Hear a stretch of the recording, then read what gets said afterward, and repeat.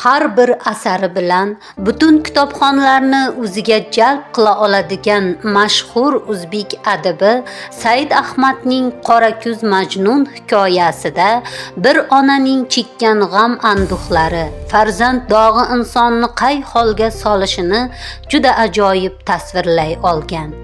Inson bir umr mehrga, muhabbatga zor bo'lib yashaydi.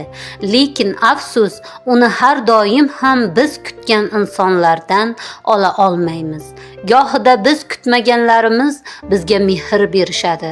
Bu asarda Burxon urushga ketib, shu yoqlarda qolib ketadi.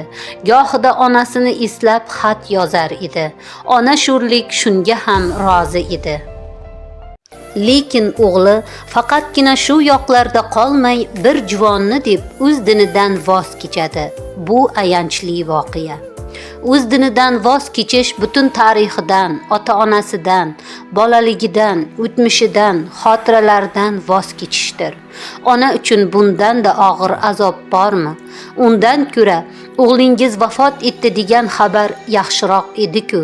Hech bo'lmasa el oldida yuzi shivit bo'lmasmidi?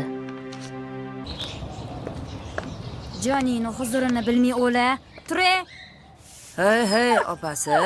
Qora ko'zi ko'p ham urushma. Hali bolada. Eng qizig'i, bir oddiy kuchuk unga farzandlari bera olmagan mehrni berdi. Ona farzand dog'ida yonib vafot etganida ko'z yosh to'kdi.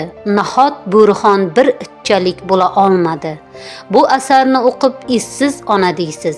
Kimlardir ona mehriga zor, kimlardir esa unga bir kuchuk bergan mehrni bera olmaydi.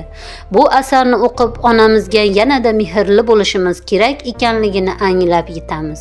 E'tiboringiz uchun rahmat.